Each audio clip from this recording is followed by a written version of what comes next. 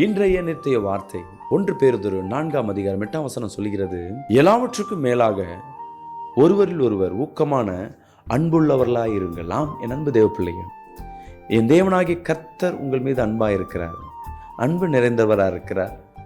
அந்த அன்பு நிமித்தமாக அவர் தன் ஜீவனை உனக்காய் கொடுத்து உன்னை மீட்டெடுத்திருக்கிறார் இல்லவா?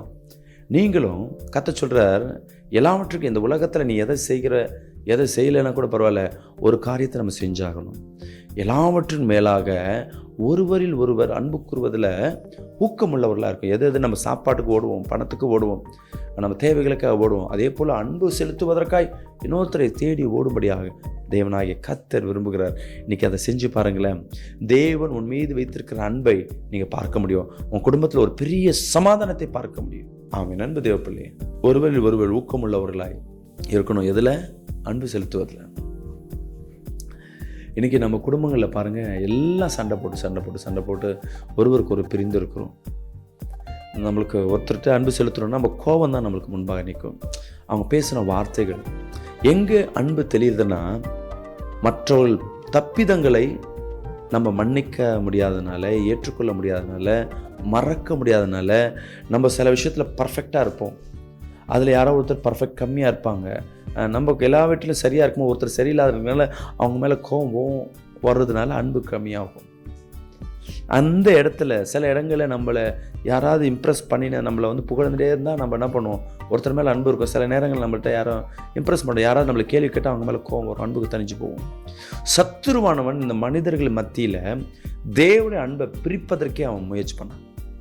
யோசிச்சு பாருங்களேன், தேவன் உலகத்தில் இருக்க எல்லாத்தையும் கொடுத்தார். ஆதாமுக்கு ஏவாளுக்கும் எல்லாத்தையும் குடிச்சிட்டு இந்த நன்மையை தீமை அறிகிற கனியை மட்டும் சாப்பிடாதுப்பா, அது ஒரு மேட்டரே கிடையாது, அது ஒரு சிம்பிளாக பார்த்தீங்கன்னா ஒன்றுமே கிடையாது இல்லவா?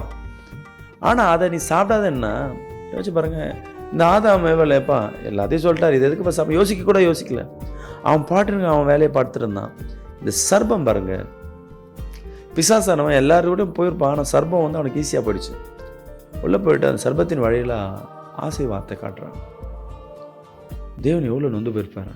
எவ்வளோ வார்த்தை, நான் அந்த உலகத்தில் இருக்க எல்லாத்தையும் கொடுத்தேனே, எல்லாத்துக்கும் அவன் மேலே தான் பேரை வைக்க சொன்னேன், எல்லாமே அவனுக்கு அடிமையாக இருக்க சொன்னேன், இந்த ஒரு வார்த்தை இதை மட்டும் செய்யாதன்னு சொன்னேன், மற்ற எல்லாத்துக்கும் நான் பர்மிஷன் பண்ணேன், ஆனால் அவன் எல்லாத்தையும் விட்டுட்டு இந்த ஒரு காரியத்தை செஞ்சு நிற்கிறான். எவ்வளோ மனசு துன்பப்பட்டிருப்பார்.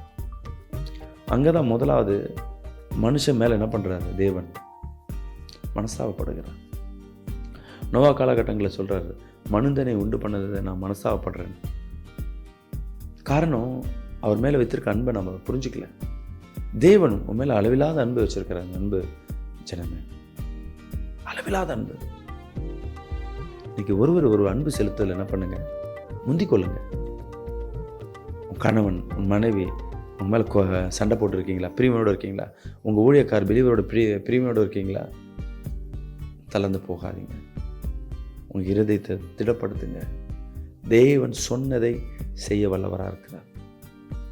தேவன் நிச்சயமாகவே அவர் சொன்னது கர்த்தர் செய்வார்.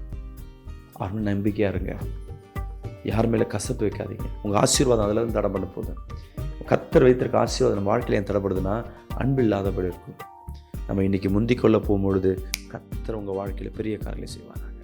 God bless you. கர்த்தர் உங்களை ஆசீர்வதிப்பார்.